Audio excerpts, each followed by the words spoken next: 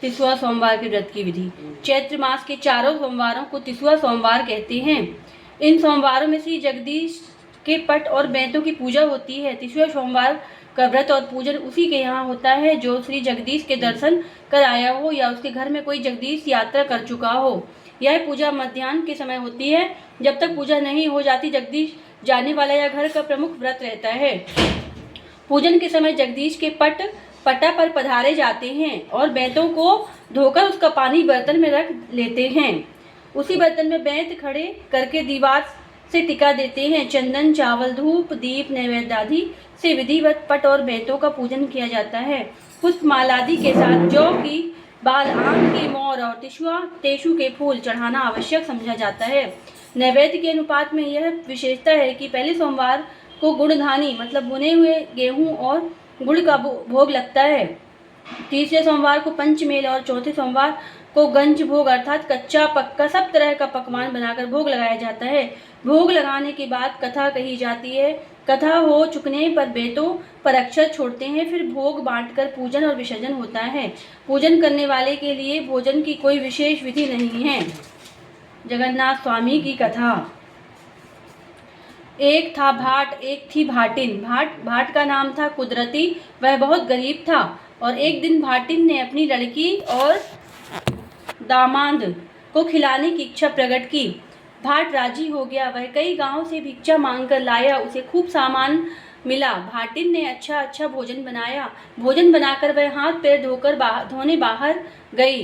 भाट ने घर में जाकर रसोई देखी तो वहाँ केवल एक बड़ी और एक छोटी दो ही रोटियां थीं। भाट भाटिन यह देखकर बहुत दुखी हुए। उन्होंने दामाद को बड़ी रोटी परोसी और लड़की को छोटी रोटी खिलाकर दोनों को विदा किया। भाट ने उसी समय श्री जगदीश जी के चरणों दर्शनों के लिए यात्रा की। भाट घर से चलकर रास्ते में जा रहा था। उसने देखा कि बहुत से आदमी पत्ते तोड़ कर दौने पतले बना रहे हैं। लोगों से पूछने पर उसे ज्ञात हुआ कि राजा के यहाँ जगदीश का भंडारा है। तब वह भी उन्हीं लोगों के साथ काम करने लगा। शाम को सब लोगों के साथ भाट भी राजा के महल में गया।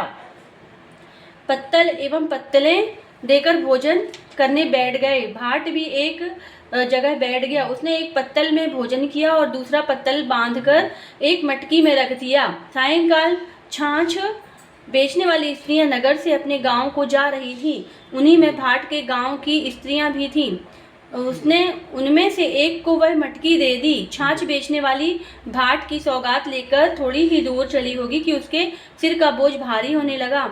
उसने बोझ की सिर से उतार कर भाट की पठौनी देखने की इच्छा से मटके में जो हाथ डाला तो वह उसी में फंस गया। बहुत उपाय करने पर भी हाथ नहीं निकला। तब उन्होंने जगदीश का स्मरण करके कहा कि भाट की सौगात भाट के यहाँ जाए, हमारा हाथ छूट जाए। इतना कहते ही हाथ बाहर निकल आया। घर जाकर उस स्त्री ने अपनी सास से कहा कि इस मटकी को देखना नहीं है, भाटिन को बुलाकर उसे दे देना। पर सास नहीं मानी। उसने मटकी खोलकर जो देखी तो उसमें जवाहरात भरे हुए थे। उसने सोचा कि मटकी भर गेहूं भाटिन को दे दूं और ये जवाहरात अपने घर में रख लूं। परंतु जब उसने गेहूं निकालने के लिए कच्ची कोठार का छेद खोला तब उसमें से कीड़े निकलने लगे।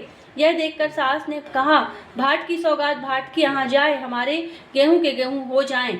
इतना कहते ही कोठार के गेहूं ज्यों के त्यों हो गए। सास ने उस भाटन को बुलाकर बंद मटकी उसे दे दी। भाटे ने जब मटकी को घर ले जाकर खोला, उसमें बहुत सारे बहुमूल्य हीरे जवाहरात भरे निकले। उसमें से उनने एक अंश पुण्य के कार्यों के लिए संकल्प कर दिया और शेष से वह अपने खाने पीने का काम चलाने लगी। भाट जगदीश जी की यात्रा करने चला गया। मार्ग में उसे एक साधु मिला। साधु ने उससे कहा कि यदि सचमुच तुझे जगदीश की छड़ी लगी है तो तू हमारी धूनी में धंस जा, शीघ्र ही जगदीश जी पहुंच जाएगा। जब भाट धूनी में धंसने लगा तब साधु ने उसे मना करके एक अंधकूप में गिरने के लिए कहा। भाट उसमें भी कूदने को तैयार हो गया। यह देखकर साधु ने उससे भड़ भूजे की भाड़ में सर देने के लिए कहा। भाड़ के सर देने को भी तैयार हो गया। इस प्रकार उसे सब परीक्षाओं में उत्तीर्ण पाकर साधु संतुष्ट हो गए। रात्रि में साधु ने एक दाल, एक चावल और एक चुटकी आटा देकर भोजन पकाने के लिए कहा। एक हांडी में अदहन रख कर दाल चावल के दाने उसमें डाल दिए और आटा गूंथ कर ढाँक दिया। आँच लगते ही खिचड़ी हांडी से ऊपर उबल आई। भाट ने उफान में आए हुए पानी को पी लिया और उसी से संतुष्ट हो गया। थोड़ी देर में रसोई भी तैयार हो गई। उसने साधु से भोजन करने के लिए कहा। रसोई जूठी हो चुकी थी, इसलिए साधु ने भोजन नहीं किया। भाट ने यात्रियों को खूब भोजन कराया, फिर भी भंडार में बहुत सा भोजन बच गया। यह देखकर उसने साधु से कहा कि बस मैं समझ गया, तुम ही स्वामी जी हो, क्योंकि ऐसी सिद्धि और किसी में नहीं है। मैं आपकी परीक्षा लेने योग्य नहीं हूँ, मैं तो अल्पज्ञ हूँ और आप सर्वज्ञ हैं। जैसे आपने कृपा करके मार्ग में से दर्शन दिए, वैसे ही दर्शन पुरी में दीजिए। साधु ने कहा, हम जहाँ हैं वहीं पुरी है, तू इस भ्रम में ना पड़। जो तेरी इच्छा हो सो कह। वह बोला, महाराज मैं बहुत ही दरिद्र हूँ, मुझको भर पेट खाने को नहीं मिलता है, इसलिए मेरी दरिद्रता को दूर कीजिए। साधु ने कहा कि पुरी के समीप ही बैंत की झाड़ी का वन है, तो उस झाड़ी से 5 बैंत तोड़ के ले आ। भाट झाड़ी में जाकर ज्यों ही अच्छे बैंत तोड़ने लगा, त्यों ही उसकी मूंछें बंध गई। यह देखकर साधु ने कहा, तू बड़ा लोभी है, तुझे असंतोष तो है ही, तृष्णा भी अधिक है, इसी से तेरा यह हाल हो रहा है। तू इन बातों को त्यागने का संकल्प करके सिर्फ 5 बैंत लेकर चला आ। भाट ने वैसा ही किया। वह 5 बैंत लेकर साधु के यहाँ आ गया। साधु के एक पीतल की बटलोई उसे देकर कहा कि चैत्र मास के प्रति सोमवार को इन बैंतों की पूजा किया करना, चौथे सोमवार को हमारे नाम से भंडारा देना। यदि तू ऐसा करेगा तो इस बटलोई से 56 प्रकार के भोजन तुझको मिला करेंगे। बटलोई लेकर भाट घर वापस आया। मार्ग में एक जगह जब वह पानी पीने लगा तब उसके चुल्लू में पानी के साथ तेसु का फूल भी आ गया। उस फूल को देखकर उसे स्मरण आया कि आज तो चैत्र का पहला सोमवार है और साधु की पूजा करनी है और कथा भी कहनी है। तो पास ही खेतों में लगी दावर चला रहे थे। उसने उनसे कहा कि मेरी कथा सुन लो तो मैं इसी जगह पूजन कर लूं, परंतु उन्होंने उसकी बात पर ध्यान नहीं दिया और आगे बढ़ गए। उसके जाते ही किसानों का गल्ला आप से आप जलने लगा। यह देखकर वह भाट को वापस बुला लाए और भाट ने बैंतों की पूजा करके साधु से कहा कि कहीं इसके बाद वह आगे चला जाएगा। दूसरे सोमवार को उसे भेंटे चराते हुए गड़रिया मिला। उसने भी कथा सुनने की प्रार्थना की, पर गड़रिया ने भी उसकी बात पर ध्यान नहीं दिया। सहसा उसकी भेड़ें पिला गईं। तब उसने भाट को बुलाकर कथा सुनी तथा कथा पूरी होते होते उसकी भेड़ें दुगनी तिगनी होकर चरती हुई दिखाई देने लगी। भाट की तो 2 लड़कियां थीं। पहली लड़की किसी बड़े अमीर के घर ब्याही थी और दूसरी उसी गांव के पास निर्धन के यहाँ ब्याही थी। तीसरे सोमवार को भाट पहली लड़की के घर पहुंचा और उसने उससे कहा कि मेरी कथा सुन ले, पर उसने उसकी बात पर ध्यान नहीं दिया। तब वह वहाँ से अपनी गरीब लड़की के घर गया। गरीब लड़की उससे बड़े प्रेम भाव से मिली। उसने अपने बाप के आदेशानुसार पूजा के लिए चौका लगा दिया और बाप पूजा करने लगा। तब तक लड़की घर में से सन की अंटी लेकर बनिए कि यहाँ से पूजा के लिए घी गुड़ लाई और घी गुड़ से साधु के नाम का होम करके प्रेम से कथा सुनी। इसके बाद जब उसने कथा की दी हुई बटलोई में बैंत डालकर खटखटाया, तब कच्चे पक्के सब प्रकार के 56 व्यंजनों के ढेर लग गए। गांव के जो लोग प्रसाद लेने आए उन्हें भाट ने खूब भोजन कराया। लड़की और दामाद ने भी खूब भोजन किया। चलते समय भाट ने अपनी लड़की को श्री स्वामी जी का स्मरण करने का आदेश दिया। लड़की भी श्री स्वामी जी का स्मरण करने लगी और उसके घर में भी धन धान्य की बढ़ोतरी होने लगी। अपनी छोटी लड़की के यहाँ से भाट अपने गांव के पास पहुंचा। वहां उसे कुछ विशेष चमत्कार दिखाई दिया। गांव के बाहर नए नए बाग बगीचे, मंदिर, तालाब आदि देखकर वह दंग रह गया। यह सब उसी का था। जिस दिन वह अपने घर पहुंचा उस दिन सोमवार था। भाट ने गांव भर को न्योता दिया और बैंतों की पूजा करने के बाद बटलोई में बैंत खटखटाया। तुरंत 56 व्यंजनों के ढेर लग गए। गांव के छोटे बड़े सभी लोग भाट के यहाँ भोजन करने आए और भोजन करके चले गए। भाट ने राजा के यहाँ भी प्रसाद भेजा। राजा को नाई से सब हाल पहले ही मालूम हो चुका था कि भाट की बटलोई में करामात है। राजा ने यह सब मंत्रियों से कही और यह भी कहा कि किसी युक्ति से भाट के पास से वह बटलोई ले लेनी चाहिए। इस पर मंत्रियों ने सलाह दी कि राजकुमार को भाट के घर भेजना चाहिए। वह जिद करके उससे बटलोई ले लेगा। यदि वह उनको ना दे तो फिर बल प्रयोग करके उससे बटलोई छीन ली जाएगी। दूसरे दिन कुछ लोग राजकुमार को भाट के घर लिवा लाए। राजकुमार ने जब भाट से बटलोई मांगी तब उसने खुशी से बटलोई राजकुमार को दे दी। बटलोई पाकर राजा ने नगर भोज ठान लिया, परंतु बटलोई में बैंत डालकर उसने खटखटाया तब उसमें से कुछ भी नहीं निकला। जो लोग न्योते हुए आए थे वे भूखे बैठे थे। कोठार में गल्ला भी नहीं था। राजा ने असंतुष्ट होकर भाट को पकड़ने के लिए सिपाही भेजे, परंतु वह पहले ही चंपत हो गया था। कुदरती भाट घबराया हुआ सी स्वामी जी की ओर भागता जाता। मार्ग में उसे कहीं 2 आम के वृक्ष, कहीं 2 पोखरें, कहीं कई स्त्रियां, कहीं एक सांप, कहीं एक बिना सवार का घोड़ा मिला।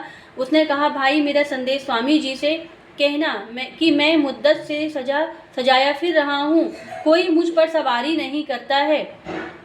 वह भी आगे चला तो कहीं नदी, कहीं एक गाय, कहीं एक अध बने मकान का मालिक मिला। सब दुखी थे। भाट सबके संदेश लेता हुआ जब जगदीशपुरी के समीप पहुंचा तब पुनः स्वामी जी ने उसे साक्षात दर्शन दिया। स्वामी जी का दर्शन पाकर उसने बटलोई की घटना उन्हें बता दी और अपने बड़े दामाद का हाल भी सुना दिया।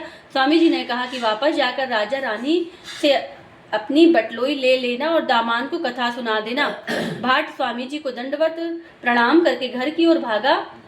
जितने पर वह घर की ओर उठाता था उतना ही वह बहरा होता जाता था। अंत में घबरा कर वह फिर स्वामी जी की ओर चला। वहां पहुंचकर उसने सबके संदेश कह सुनाए। तब स्वामी जी ने प्रकट होकर कहा कि वे दोनों आम के वृक्ष इस जन्म की मामा भांजे हैं।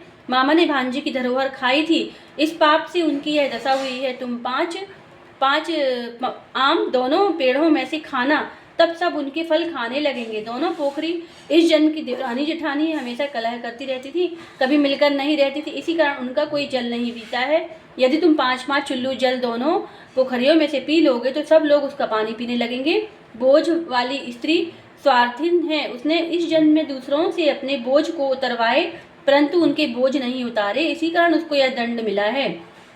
यदि तुम उसके बोझ को छू दोगे तो वह सिर पर से उतर जाएगा। सिर पर बड़ा तवा लिए फिरने वाली एक ऐसी स्त्री है जिसने सास ननद की ओट करके चूल्हे पर तवा चढ़ाया और खाने बैठ गई। यदि तुम उसके तवे को छू दोगे तो उसका पाप दूर हो जाएगा। चूतड़ पर पीढ़ा लिए फिरने वाली अभिमानी स्त्री, उसकी सास जब जमीन पर बैठती थी तो वह पीढ़े पर बैठती थी, इसी कारण अब वह पीढ़ा उसके चिपका रहता है। यदि तुम उसे छू दोगे तो वह गिर जाएगा। आधा बाम्बी में आधा बाहर जो सर्प है वह इस जन्म का प्रधान है। उसने औरों की विद्या तो ली परंतु अपनी विद्या किसी को नहीं दी। तुम्हारे छूने से वह भी चलने लगेगा। और वह जो गाय है उस जन्म की स्त्री है, उसने अपनी सौत और उसके पुत्र में झगड़ा लगाया था, इस कारण अब उसको माँ बेटे का वियोग हुआ है। तुम उनको इकट्ठा कर देना। वह जो घोड़ा है वह अपने स्वामी को रण में जुझाकर भाग आया था। तुम उस पर सवार होकर 5 कदम चलना, तब सब उस पर सवारी करेंगे। महल की बाबत साहूकार से कहना कि उसके नगर में कोई कन्या कुंवारी है, उसके माँ बाप गरीब हैं, यदि उसको खोजकर साहूकार उनका ब्याह करा दे तो उसका महल उड़ जाएगा और उसकी सब इच्छाएं पूर्ण हो जाएंगी। सबके संदेश भुगतान करता हुआ भाट जब अपने घर पहुंचा, राजा ने बुलाकर उसका बड़ा आदर किया और उसकी बटलोई उसे लौटा दी। इसके बाद उसने फिर स्वामी जी की पूजा की और लड़की तथा दामाद को बुलाकर कथा सुनाई। इससे उसकी संपत्ति जैसी की तैसी हो गई। कहा जाता है कि तिसवा सोमवार की पूजा इसी कुदरती भाट की यात्रा के समय से चली आ रही है। तेसु के फूल से प्रथम पूजन की भी तभी से आरंभ हुआ है, इसी कारण यह तिसवा सोमवार कहा जाता है। जय हो जगन्नाथ स्वामी जी की। जैसी टेर भाट भाटिन की सुनी वैसी आप हमारी भी सुनिए। बोलो जगन्नाथ स्वामी जी की जय। ये भी बोल दें हम। हाँ। ठाकुर भले विराजे जी, उड़ीसा जगन्नाथपुरी में भले विराजे जू। बलभद्र जी के भैया भले विराजे जूटे। काहे छोड़ी मथुरा नगरी, काहे छोड़ी काशी, झारखंड में आए विराजे वृंदावन के वास। ठाकुर भले विराजे जी, कलयुग में तो आए विराजे वृंदावन के वासी। उड़ीसा मांगे खिचड़ी, बंगालन मांगे भात। ठाकुर भले विराजे जी, साधु मांगे दर्शन महाप्रसाद। गांव गांव में बाग बगीचा गली फुलवारे। घर घर देखो केला नारियल, घर घर ठाकुर बारी। 2-2 कोस पर हाट लगाई, 5 कोस पर चट्टी। चलते चलते पांव पिराने, सब तन हो गई मिट्टी। ठाकुर भले विराजे जी, चट्टी चट्टी बनिया लूटे और लूटे फिरंगी। सिंह दरवाजे पट्टा लूटे, यात्री भय उदासी। ठाकुर भले विराजे जी, छोटी मोटी बंगालन बेटी, लंबी बाकी चोटी। भाव भक्ति को मर्म न जाने, गर्दन बाकी मोटी। ठाकुर भले विराजे जी, 16 गज की साड़ी पहने, ताकि जरद किनारी। सास ससुर की लाज न राखे, आधी टांग उघारी। ठाकुर भले विराजे जी, 18 नारा रोक दीन है यात्री जान न पावे, हुक्म भया बलभद्र जी का भैया पकड़ मंगावे, ठाकुर भले विराजे जी। वृंदावन में रास रचाई तब हरिपुरी सिधारे, बोध रूप हो के प्रभु बैठे सिंधु के किनारे, ठाकुर भले विराजे जी। नील चक्र पर ध्वजा विराजे नस्तक सोहे वीरा, ठाकुर आगे दासी नाचे गावे, दास कबीरा, ठाकुर भले विराजे जी। विराजे जी ठाकुर उड़ीसा जगन्नाथपुरी में भले विराजे जी। बोलो जगन्नाथ स्वामी की जय।